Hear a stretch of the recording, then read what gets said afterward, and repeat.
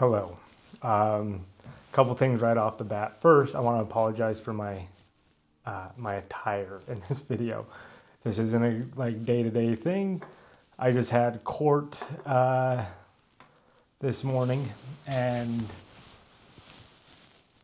I normally would wear my uniform, but I'm off today, and so I'm not going to wear my uniform when I'm on my day off. So I just get in suit and tie. So we'll nip that in the bud first and foremost. Secondly, I had another video planned, and Carissa and I have been working on it. It was supposed to be posted last night. However, we ran into a few hiccups, so we are going to try to upload that at a later date. So we're going to do this one today. Third thing, we got a new camera. Might sound different, might look different. Definitely has a wider field of view, so you can see more of my background. So, anyway, I digress. This video, what I kind of want to hit on and go into is my frustrations with my ALS diagnosis. And there's a few key points I want to hit on. And keep in mind, this is my perspective. I'm sure other people that are going through similar things are going to have a very different perspective than I do. For me, and something I lean heavily into is humor. And I'll get into that. But one thing, when I was first diagnosed, going through all that, obviously there's that frustration of you're being diagnosed with a terminal illness that has no cure, and you're outside the scope of what normally gets it, things like that. I'm not going to talk about those frustrations. I'm going to talk about other frustrations that I've had. And after being diagnosed, I felt like we got our feet under us relatively quickly. And I get it. It's a very awkward situation. And it's awkward for the fact of those reasons I just mentioned. It's terminal. There's no cure. You're too young to have it. Things like that.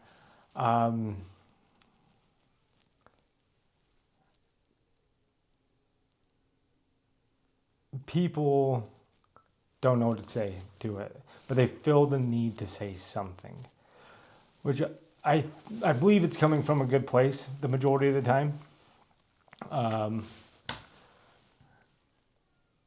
But I don't know. I've just had some very awkward conversations. I'm like, what is your goal? What is your purpose with this? Like, what you're saying? Like, I had one guy reach out to me and say, hey, I want to let you know I lost my dad when I was young, and it was a blessing. And I'm like, why? Why? Oh, I'm like, all right, cool. It was a blessing. Go tell my 3 little girls that losing their dad at a young age is going to be a blessing. So yeah, just the awkwardness is one of my frustrations. Just people not knowing what to say.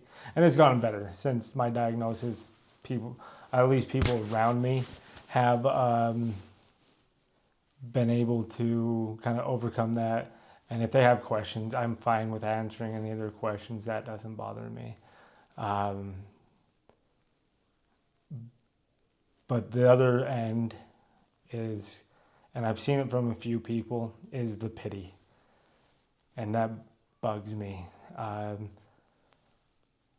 One of the things I say a lot, and when someone, oh, are you sure you can do that?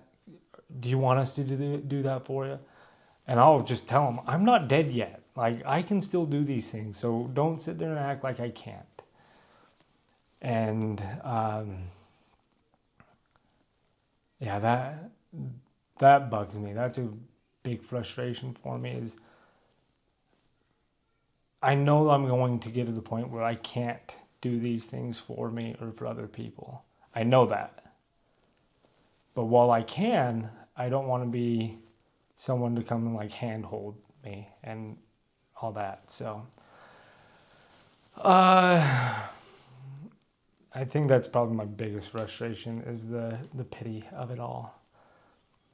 Luckily, I have surrounded myself with a lot of a good support group with my family, my friends, and work. And they don't pity me so much, thankfully, especially work. They, like, there's I don't know, like the good first couple weeks are like, we don't know what to say. And I'm like, we're not doing this. And I cracked a joke. I can't remember what the joke was. It was some stupid, probably borderline inappropriate joke about, me seeing the end. And that's when they're like, all right, we can do this. We can handle this. And I will not say some of the jokes that have been said to me from my friends and coworkers and all that, because you will think, oh my gosh, he needs to get out of there.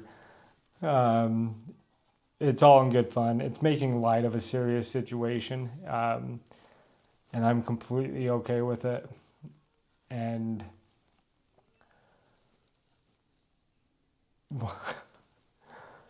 one of the funny things is another name for ALS is Lou Gehrig's disease. That's what I knew it as, and before getting diagnosed with it, that's basically all I knew.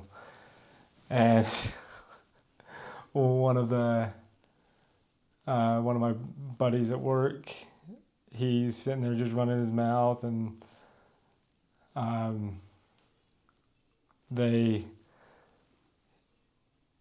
ended up leaving, and he gets in front of everyone, goodbye Lou. I'm like, oh my heck, gosh dang it. So he called me Lou for a little bit, but yeah, the humor in it is, and I'll play it up.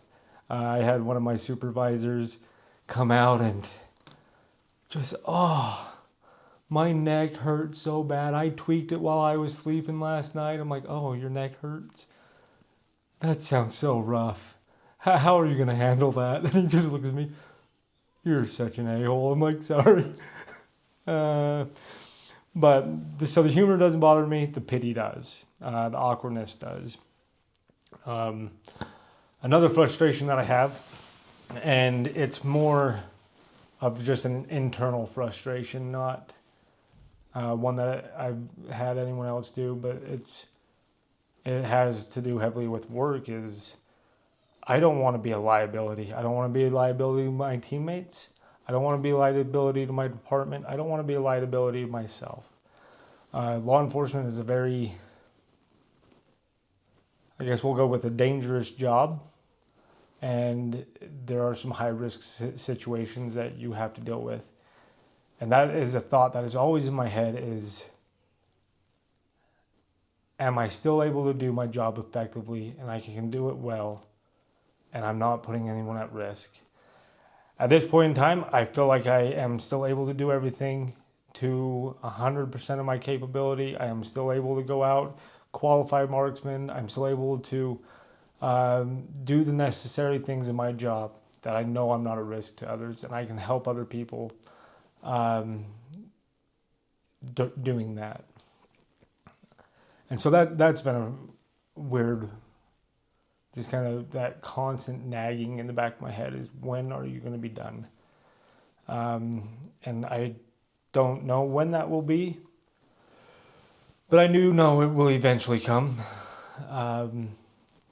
And we'll cross that bridge when we come to it. Another frustration that I had is people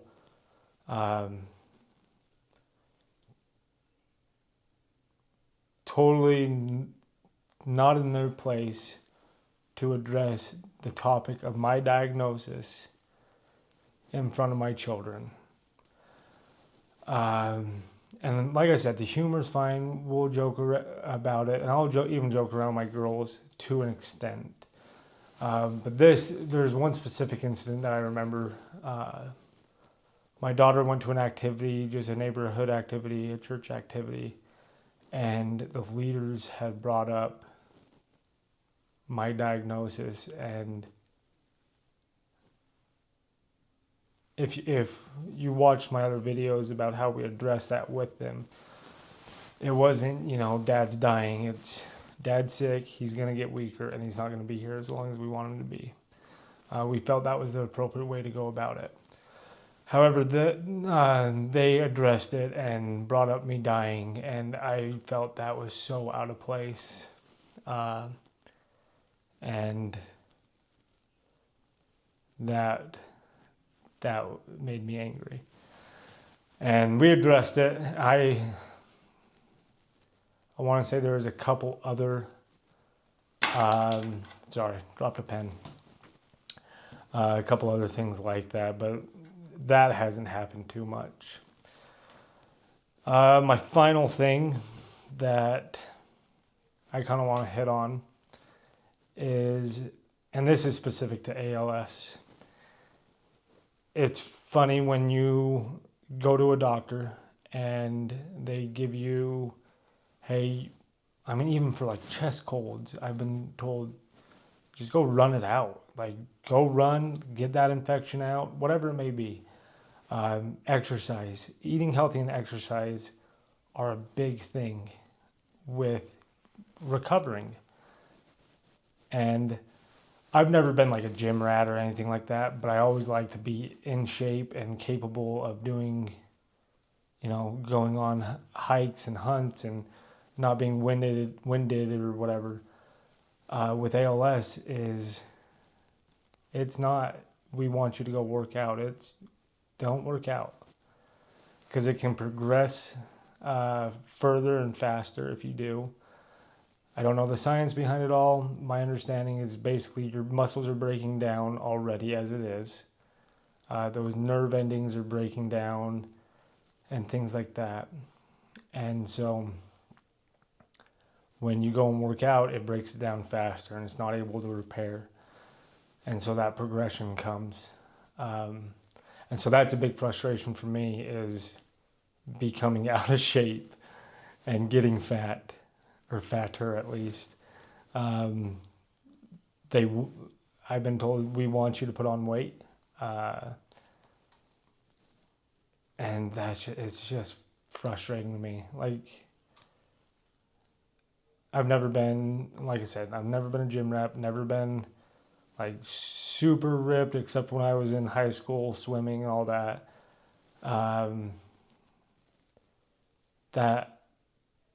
Like, I was super in shape then, but throughout my career, I've always been able to go out, run, hike, I've kept up swimming, but I've had to put a stop to most of that just because I don't want it to progress any further.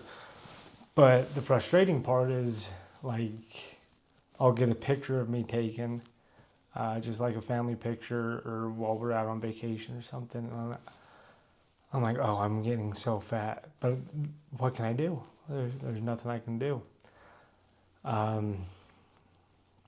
So that's frustrating. Is just seeing that and just knowing that that's not me, but apparently it is right now. So, but yeah, those are just a few of my frustrations. I would say the majority of my frustrations going through this, or at least the minor ones. But yeah, through the humor of it all, and just having that silver lining of humor and taking a very serious situation and making very light of it, it's been fun. And it's put a lot of people that I'm around normally at ease. So yeah, I think that pretty much covers everything. I will try to get that other video fixed and get it out here soon. And it's a complete change from these videos that we have been posting, and I make mention of as to why we're doing these videos or those videos now, or we're going to try as long as we can get the kinks sorted out. So yeah, I've had a few people comment on the videos and reach out via email or whatever, which I don't ever check. But if you have questions, let me know. And if you have questions for Carissa, go ahead and ask them, and we can address them. We have a few other videos planned of this sit-down type talk, and I'm sure more will show up along the way. But I'm completely transparent about everything and upfront. So if you have a question, let me know, and I'm more than willing to address it. So thanks for watching, and I hope you all have a good day.